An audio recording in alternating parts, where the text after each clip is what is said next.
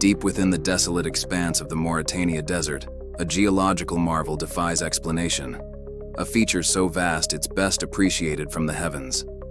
This is the Richat Structure, more poetically known as the Eye of the Sahara. For centuries, it remained a mystery, a giant, circular anomaly hidden in plain sight. From the ground, it's a series of concentric ridges, but from space, it transforms into a colossal bullseye, etched into the Earth's crust. What is this enigmatic formation? Is it the scar of a massive asteroid impact? The remnants of a supervolcano? Or could it be something far more extraordinary, something straight out of legend? Today, we're diving deep into one of the most compelling theories to emerge in recent years. A theory that connects this desert eye to the most famous lost city in history, Atlantis. The story of Atlantis comes to us from the ancient Greek philosopher Plato, written around 360 BC. In his dialogues, Timaeus and Critias, he describes a powerful and advanced island nation that existed some 9,000 years before his time. Atlantis was portrayed as a utopia, a marvel of engineering and social structure, founded by half-god, half-human beings. According to Plato, the city was a series of concentric circles of land and water, a design of incredible precision and scale. It was a maritime power that conquered parts of Western Europe and Africa, but their hubris led to their downfall. After a failed attempt to invade Athens, the gods turned against them, and in a single day and night of misfortune, the island of Atlantis disappeared into the depths of the sea, swallowed by earthquakes and floods. For millennia, this story has been dismissed as a philosophical fable, an allegory about the dangers of pride and the ideal state. Scholars have largely considered Atlantis a myth, a product of Plato's imagination. Countless adventurers and researchers have scoured the globe from the Mediterranean to the Caribbean, searching for any trace of this sunken city, but no conclusive evidence has ever been found. The legend has remained just that, a legend. But what if everyone was looking in the wrong place? What if the key to finding Atlantis isn't under the ocean, but buried beneath the sands of the Sahara? This is where our story takes a dramatic turn. The theory linking the Eye of the Sahara to Atlantis gained massive traction thanks to the work of independent researchers who noticed some uncanny similarities between Plato's description and the Richat Structure. Let's break it down. Plato described Atlantis as a central island surrounded by alternating rings of water and land. He gave specific measurements. The central island, the canals, and the land rings all had distinct dimensions. Proponents of this theory claim that if you scale Plato's measurements, they align remarkably well with the dimensions of the Richat Structure's concentric rings. The Eye of the Sahara consists of a central dome surrounded by a series of circular ridges, or cuestas, which look exactly like the rings of land described in the ancient text. But what about the water? The Sahara is one of the driest places on Earth. How could a maritime empire exist there? This is where geology and climate history come into play. The Sahara wasn't always a desert. Scientists know that the region has gone through dramatic climate shifts. Thousands of years ago, during a period known as the African Humid Period, much of the Sahara was green and fertile, crisscrossed by rivers and dotted with massive lakes. Ancient rock art found across the desert depicts crocodiles, giraffes, and even people swimming, painting a picture of a very different environment. So, it's entirely plausible that a coastal city could have existed in what is now Western Mauritania. The theory suggests that the canals of Atlantis could have been natural or man-made waterways fed by rivers flowing from the highlands to the ocean, which was once much closer to the structure. Let's dig into Plato's text a little more. He mentioned that the city of Atlantis was located near a plain that was level and smooth, and sheltered by mountains to the north.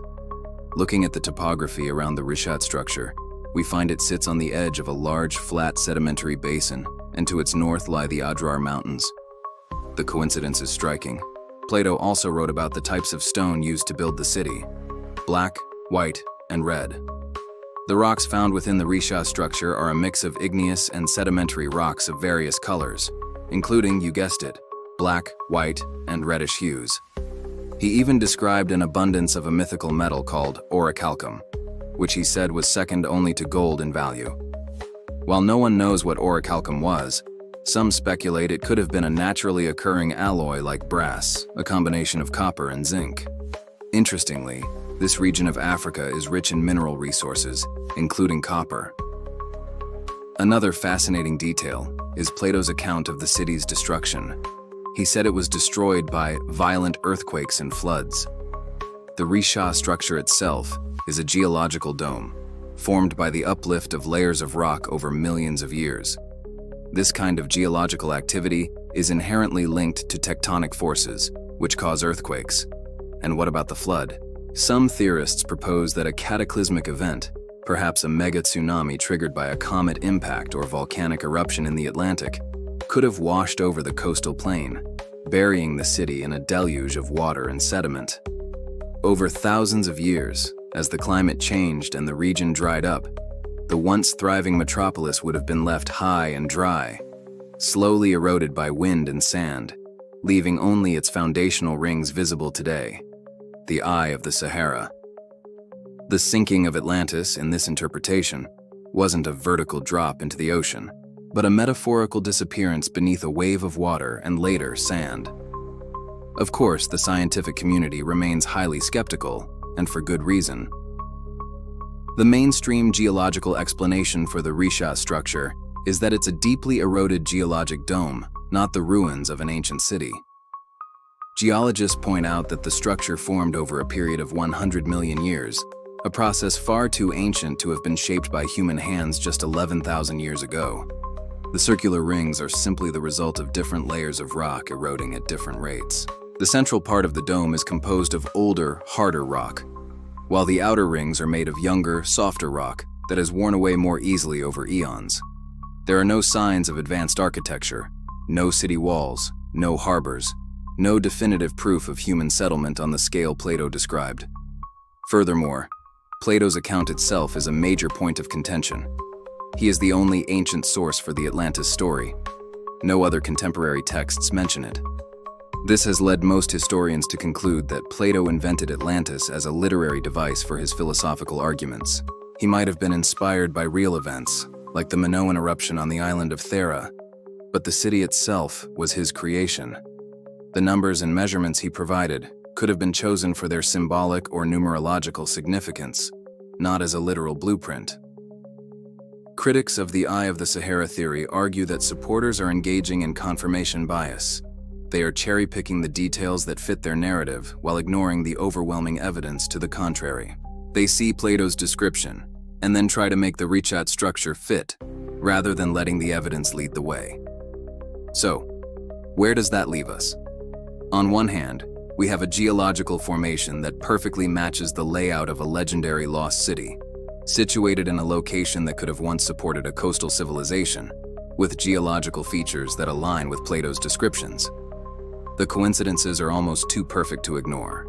On the other hand, we have a solid scientific explanation for the structure's existence that requires no ancient super-civilizations, backed by decades of geological study. The timeline just doesn't seem to match up. Is it possible that the geologists are right about the formation's age, but that a later civilization, maybe around 11,000 years ago, found this incredible natural feature and decided to build their city there, enhancing the natural rings? This could potentially reconcile the geological timeline with Plato's story. Ultimately, the mystery of the Eye of the Sahara remains unsolved. It is a place where science and myth collide, where imagination and evidence clash. While the Atlantis theory is undeniably captivating, it lacks the hard archaeological evidence needed for mainstream acceptance.